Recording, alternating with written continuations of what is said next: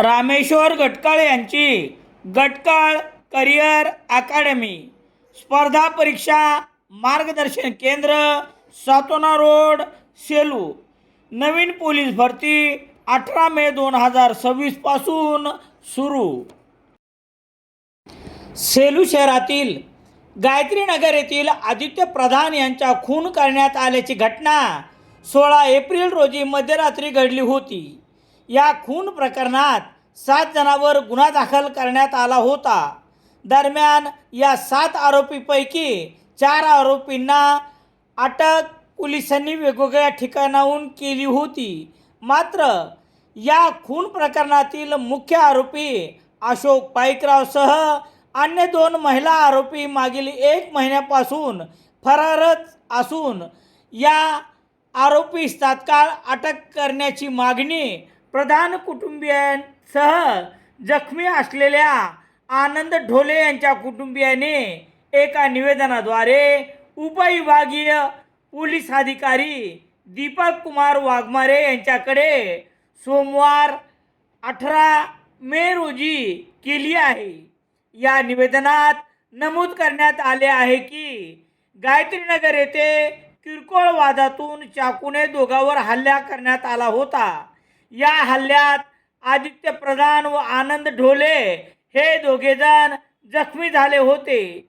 उपचारादरम्यान नांदेड येथील रुग्णालयात आदित्य प्रधान याचा मृत्यू झाला होता. दरम्यान या प्रकरणी 7 जणांवर गुन्हा दाखल करण्यात आला होता. यापैकी 4 आरोपींना अटक करण्यात आली आहे.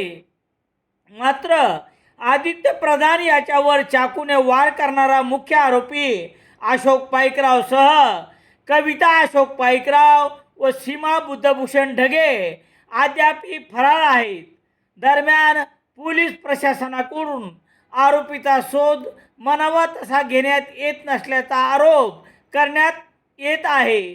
जर खून करून आरोपी मोकाट फिरत असेल तर कायदा व सुव्यवस्थेचा प्रश्न निर्माण होतो. दरम्यान आदित्य प्रधान यांच्या खुनातील मुख्य आरोपी अटक का होत नाहीत अशी विचारणा करणाऱ्या ॲडव्होकेट विष्णू ढोलेसह त्यांच्या साथीदारावर पोलीस प्रशासनाकडून खोटे आणि बनावट गुन्हे दाखल करून अटक करण्यात आली आहे. तर मुख्य आरोपी अशोक पाईकराव याला पोलीस प्रशासन पाठीशी घालत असल्याचा आरोप मयत आणि जखमीच्या कुटुंबियाकडून करण्यात आला आहे.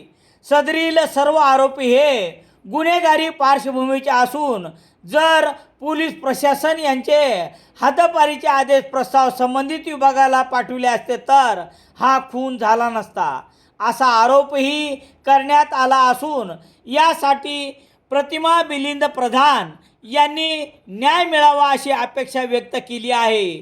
दरम्यान या खुनाच्या घटनेनंतर 17 एप्रिलपासून मुख्य आरोपी अशोक पाईकराव पोलीस यंत्रणेला हुलकावण्यात येत आहे की पोलीस यंत्रणा अशोक पाईकराव यास ताब्यात घेण्यास असमर्थ ठरत आहेत असा प्रश्न 1 महिन्यानंतर पाईकराव यांना पोलिसांनी ताब्यात घेतले नसल्यामुळे उद्भवत आहे. सेलू शहरात सर्व प्रकारचे दैनिके घरपोच मिळण्यासाठी संपर्क Balaji newspaper agency, bus stand, Selu.